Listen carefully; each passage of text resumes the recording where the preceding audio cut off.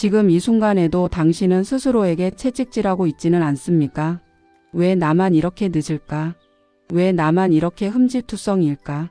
오늘 밤 조선의 깊은 산골짜기로 함께 가보겠습니다. 그곳엔 세상에서 가장 느린 거북이와 몸에 금이 가버린 낡은 종의 이야기가 기다리고 있습니다. 깊고 아늑한 조선의 옛 산자락. 안개가 밤새 거치지 않는 그곳엔 시간의 숲이라 불리는 신비로운 골짜기가 있었습니다. 이끼 낀 바위마다 이야기가 서려 있고 오래된 나무들은 저마다 수백 년의 비밀을 품고 있었지요. 그 숲 한가운데 바람처럼 빠른 토끼 라온과 한 걸음이 더딘 거북이 누리가 함께 살고 있었습니다. 라온은 태어날 때부터 남달랐습니다. 뒷다리에 튕겨나가는 용수철이라도 달린 듯 한 번 내달리면 순식간에 숲의 끝에서 끝까지 오갈 수 있었지요. 아침이면 라온은 언제나 이렇게 외치며 하루를 시작했습니다. 오늘도 내가 제일 빠르다. 이 숲에서 나보다 빠른 자는 없어. 동물들은 그런 라온을 볼 때마다 환호했습니다. 다람쥐들은 나뭇가지 위에서 손뼉을 쳤고 어린 여우들은 라온의 뒤를 따라 뛰며 부러운 눈빛을 감추지 못했습니다. 반면 거북이 누리는 매일 같은 속도로 서두르는 법 없이 걸었습니다. 돌멩이 하나의 결을 손끝으로 느껴보고 나뭇잎의 잎맥이 어느 방향으로 뻗어 있는지 가만히 들여다보았습니다. 시냇물이 흐르는 소리, 바위 틈에서 자라난 이끼의 축축한 냄새, 언덕의 경사가 어느 지점에서 완만해지는지까지. 누리는 그 모든 것을 하나하나 가슴 깊이 새겨 넣었습니다. 라온은 그런 누리를 볼 때마다 코웃음을 쳤습니다. 너는 왜 그렇게 느리니? 그렇게 살다간 평생이 가도 숲 끝엔 도달하지 못할 거야. 다른 동물들도 킥킥거리며 라온의 편을 들었습니다. 맞아, 누리야. 그렇게 느려서야 어디 이 숲에서 살아남겠니? 누리는 상처받은 마음을 애써 감추며 조용히 답했습니다. 나는 천천히 지나가며 숲의 모든 것을 오랫동안 기억한단다. 언젠가 그게 쓸모 있을 날이 올지도 몰라. 하지만 그 말을 귀담아 듣는 동물은 아무도 없었습니다. 밤이 되어 홀로 남으면 누리는 딱딱한 등껍질 속으로 몸을 웅크리며 조용히 눈물을 삼켰습니다. 그러던 어느 날 하늘의 색이 심상치 않게 변하기 시작했습니다. 오후 내내 맑았던 하늘이 갑자기 짙은 잿빛으로 물들더니 저 멀리서 낮게 우르릉거리는 소리가 들려왔습니다. 숲의 새들이 일제히 둥지를 버리고 날아올랐고 다람쥐들은 허둥지둥 나무 구멍 속으로 몸을 숨겼습니다. 라온조차 처음 느껴보는 불길한 기운의 걸음을 멈추고 하늘을 올려다보았습니다. 밤이 깊어지자 마침내 거대한 먹구름이 시간의 숲을 완전히 뒤덮었습니다. 번개가 하늘을 가르며 내리쳤고 뒤이어 기청을 찢을 듯한 천둥 소리가 온 숲을 뒤흔들었습니다. 사나운 비바람이 나뭇가지를 사정없이 꺾어버렸고 거대한 고목들이 뿌리째 뽑혀나갔습니다. 흙탕물이 불어난 개울은 삼시간의 숲의 정겨운 상기를 집어삼켰고 어제까지만 해도 익숙했던 길들이 흙더미와 부러진 나뭇가지 아래 완전히 파묻혀버렸습니다. 밤새 몰아치던 폭풍이 마침내 잦아든 아침, 숲은 완전히 다른 곳이 되어 있었습니다.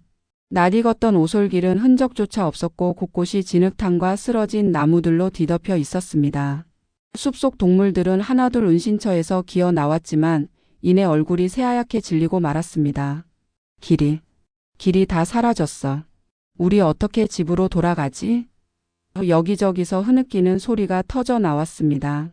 어린 새끼 여우들은 겁에 질려 어미 품을 파고들었고 나이든 부엉이조차 방향을 가늠하지 못해 제자리를 맴돌 뿐이었습니다. 그 순간 라온이 가슴을 펴고 앞으로 나섰습니다. 걱정하지 마라. 내가 금방 길을 찾아줄 테니까. 라온은 자신 있게 몸을 날려 숲 곳곳을 질주하기 시작했습니다. 하지만 이내 라온의 발걸음이 흔들리기 시작했습니다. 어디를 둘러보아도 낯선 풍경뿐이었습니다. 늘 빠른 발만 믿고 스쳐 지나가기만 했던 라온은 정작 이 숲의 지형을 단 한 번도 제대로 눈여겨본 적이 없었던 것입니다. 어느 바위 밑이 단단하고 어느 흙바닥이 무른지, 개울의 깊이가 어디서 얕아지는지 라온은 아무것도 기억해내지 못했습니다.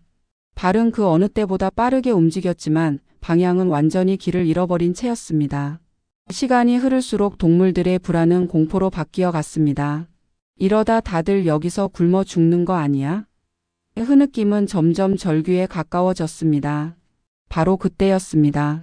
느릿한 발걸음 소리와 함께 누리가 진흙탕을 헤치며 동물들 앞에 나타났습니다. 모두의 시선이 일제히 누리에게 쏠렸습니다. 누리는 겁에 질린 동물들을 향해 천천히 그러나 흔들림 없는 목소리로 말했습니다. 나를 따라오렴. 내가 기억하는 길이 있단다. 처음엔 몇몇 동물들이 미심쩍은 눈으로 서로를 바라보았습니다. 저렇게 느린 거북이가 정말 우리를 구할 수 있을까? 하지만 다른 방법이 없었습니다. 동물들은 하나둘 누리의 뒤를 따르기 시작했습니다. 누리는 조금도 서두르지 않았습니다. 한 걸음씩 진흙을 밟아 단단함을 확인하고 무너진 바위 앞에서는 잠시 멈춰 손끝으로 그 결을 짚어보았습니다. 이 바위 아래는 흙이 굳어 단단하단다. 여기로 지나가면 안전해. 이 나무 뒤엔 오래전부터 있던 안전한 굴이 있지. 저기서 잠시 비를 피하자. 캄캄한 진흙탕 속에서 누리의 낮고 침착한 목소리만이 유일한 등불이었습니다. 라오는 저만치 뒤에서 자신이 그렇게 자랑하던 빠른 발로도 결코 해내지 못한 일을 누리가 차분히 해내는 모습을 지켜보았습니다. 심장이 조여드는 부끄러움과 함께 처음으로 누리의 그 느린 걸음이 얼마나 값진 것이었는지를 깨달았습니다. 몇 시간에 걸친 사투 끝에 마침내 동물들은 무사히 안전한 안식처로 돌아올 수 있었습니다. 지친 몸을 누이며 안도의 눈물을 흘리는 동물들 사이에서 라오는 조용히 누리에게 다가가 고개를 숙였습니다. 빠른 발만 자랑하던 내 모습이 정말 부끄럽구나. 미안하다 누리야. 누리는 옅은 미소로 답했습니다. 괜찮아.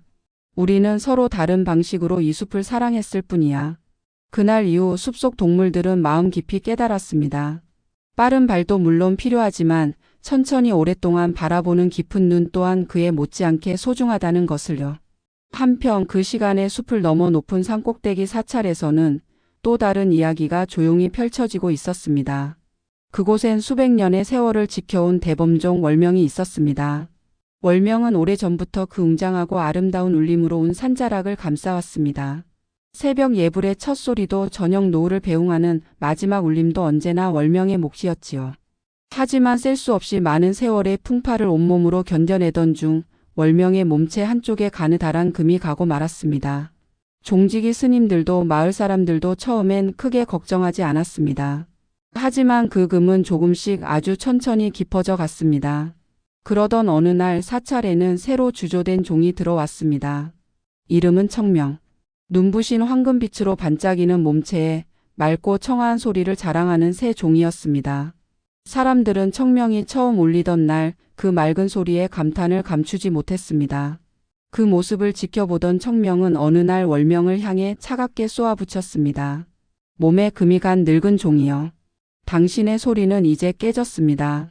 그 탁하고 둔한 소리를 더 이상 아무도 듣고 싶어 하지 않을 것입니다. 그 말은 비수처럼 월명의 마음에 박혔습니다. 월명은 밤새 홀로 생각했습니다. 나도 한때는 이 산에서 가장 아름다운 소리를 냈었는데 이제는 정말 버려질 존재가 되어버린 걸까? 종각에 걸린 채 월명은 점점 말수를 잃어갔고 종을 울리는 손길도 예전보다 뜸해졌습니다. 그 모습을 가만히 지켜보던 종직이 노승이 어느 저녁 월명의 몸체를 부드러운 손길로 쓸어내리며 나지막이 말했습니다. 월명아, 세상의 모든 소리가 매끄러워야만 아름다운 것은 아니란다. 내 몸에 새겨진 그 금은 내가 이 산을 지켜온 세월의 증표란다. 월명은 그 말의 뜻을 미처 다 헤아리지 못한 채 그저 조용히 눈을 감았습니다. 그러던 어느 밤 저 멀리 고을에서 큰 난리가 났다는 소식이 들려왔습니다. 전란을 피해 집을 잃고 쫓기듯 산길을 오른 피란민들이 하나둘 지친 몸을 이끌고 산사로 몰려들기 시작했습니다. 그들의 눈에는 공포와 슬픔이 짙게 배어 있었고 어린아이들은 배고픔과 두려움에 울음을 그치지 못했습니다. 노승은 서둘러 종을 울려 사람들에게 안도를 전하려 했습니다. 먼저 나선 것은 세종 청명이었습니다. 힘차고 청량한 소리가 산사 전체에 쩌렁쩌렁 울려 퍼졌습니다. 하지만 지치고 상처받은 피란민들에게 그 높고 날카로운 소리는 오히려 가슴을 찌르는 굉음처럼 차갑게 느껴질 뿐이었습니다. 몇몇 아이들은 놀라 귀를 막고 울음을 터뜨렸고 사람들의 얼굴엔 오히려 더 짙은 불안이 스쳤습니다. 그 모습을 지켜보던 노승은 말없이 발걸음을 옮겨 월명의 줄을 조심스레 잡았습니다. 그리고 온 마음을 담아 천천히 종을 울렸습니다. 둥, 웅. 낮고 깊은 묵직한 울림이 산사 전체를 가득 채우며 퍼져나갔습니다. 금이 간 틈새로 흘러나오는 그 미세하게 흔들리는 여우는 마치 오래 참아온 누군가의 깊은 한숨과도 같았습니다. 그 소리를 듣는 순간 피란민들의 눈에서 하나둘 눈물이 흘러내리기 시작했습니다. 이 소리, 꼭 내 마음을 다독여주는 것 같아. 이렇게 마음이 편안해지긴 참 오랜만이구나. 사람들은 서로를 부둥켜 안으며 눈물을 훔쳤고 아이들도 그 낮은 울림에 어느새 울음을 그치고 스르르 잠이 들었습니다. 월명의 종소리가 산사에 울려 퍼지는 그 밤, 피란민들은 비로소 마음속 깊은 곳에서부터 평온을 되찾을 수 있었습니다. 그 광경을 곁에서 지켜보던 청명은 한동안 아무 말도 하지 못했습니다. 이윽고 청명은 고개를 떨구며 조용히 깨달았습니다. 아름다운 소리란 완벽한 외형에서만 나오는 것이 아니었구나.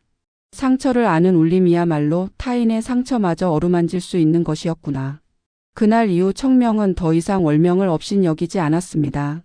오히려 곁에서 나란히 걸려 월명의 깊은 울림을 배우고 닮아가려 애썼습니다. 느리게 걸으며 세상을 가슴에 담았던 거북이 누리. 몸에 금이 갔지만 그 누구보다 깊은 울림으로 마음을 치유한 종 월명. 우리는 너무 자주 남들보다 빨리 달리려 애씁니다. 상처 하나 없이 완벽하기만을 바라며 스스로를 몰아붙입니다. 하지만 잊지 마세요. 남보다 조금 더디게 간다고 해서 그것이 결코 실패는 아닙니다. 마음속에 새겨진 금과 상처는 오히려 당신을 더 깊고 더 따뜻한 사람으로 만들어주는 인생의 위대한 훈장입니다. 오늘 밤도 당신만의 속도로 묵묵히 걸어가는 그 발걸음을, 그리고 당신 안에 새겨진 그 흉터 하나하나를 온 마음을 다해 응원합니다. 속도가 삶의 깊이를 결정하지 못하며 마음에 새겨진 흉터는 위대한 울림의 통로가 된다. 우화 속에 숨겨진 상징과 인생의 의미. 이 이야기 속에는 두 개의 몸이 등장한다. 하나는 느리게 걷는 거북이의 몸이다. 하나는 금이 간 종의 몸이다. 두 몸은 서로 다른 모습을 하고 있다. 하지만 두 몸이 전하는 메시지는 결국 하나로 만난다. 그것은 상처와 더딤이 실패가 아니라는 사실이다. 오히려 그것이 존재를 완성시키는 조건이라는 사실이다. 이제 그 숨겨진 의미를 첫째부터 순서대로 짚어보려 한다.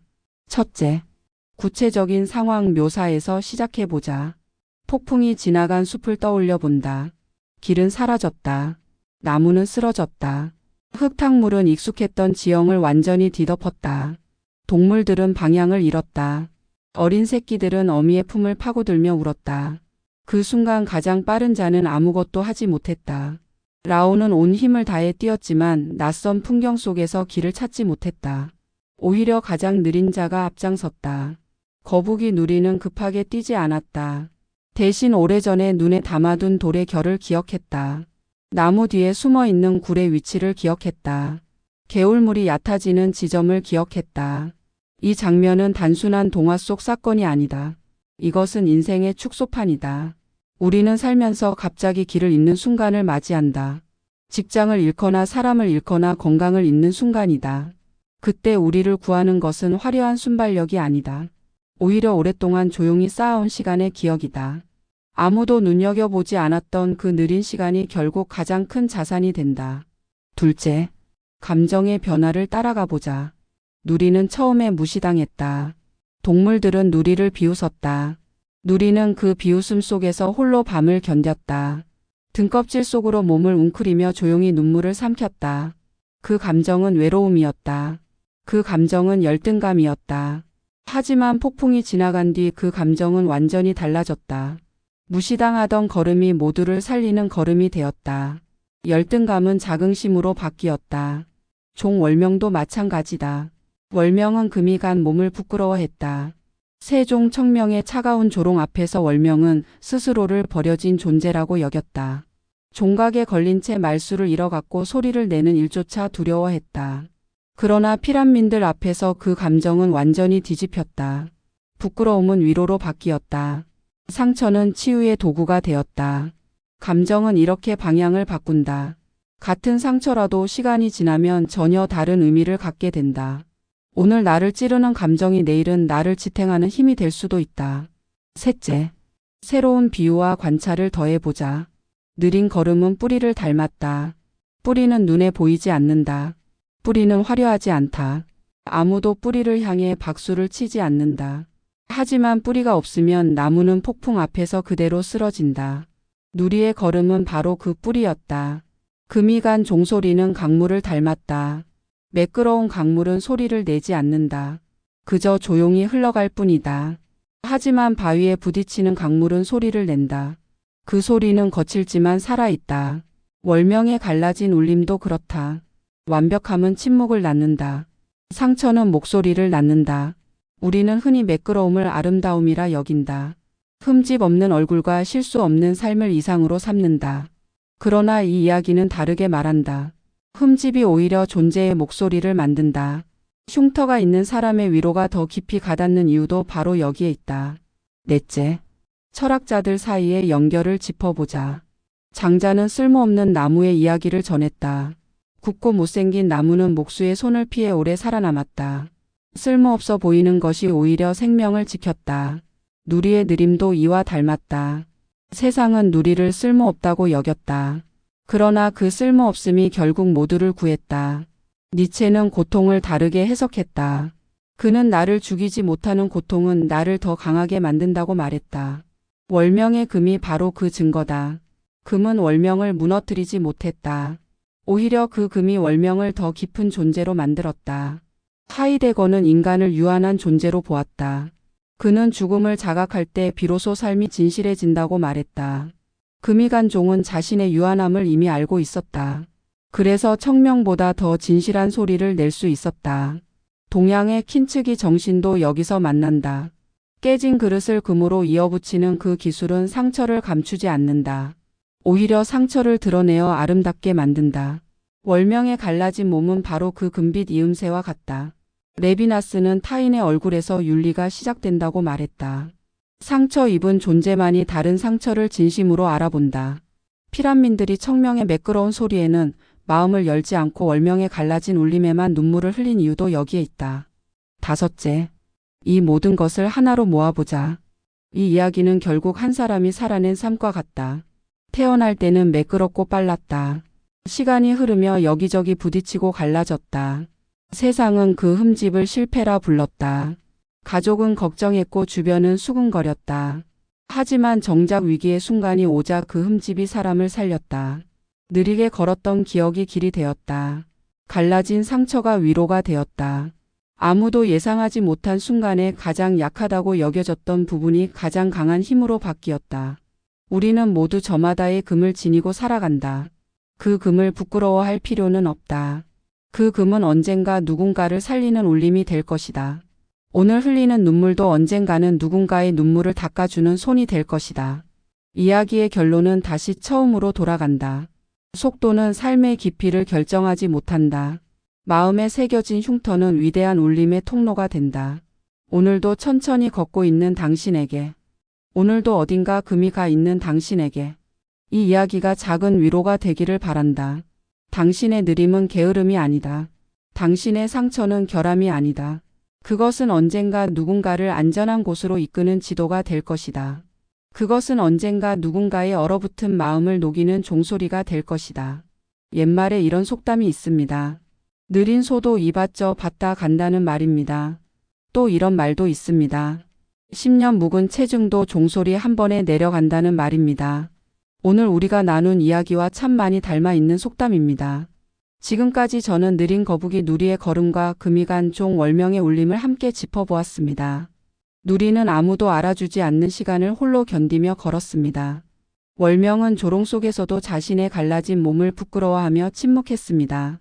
하지만 정작 위기의 순간이 오자 세상이 손가락질하던 그 느림과 그 흠집이 모두를 살리는 힘이 되었습니다.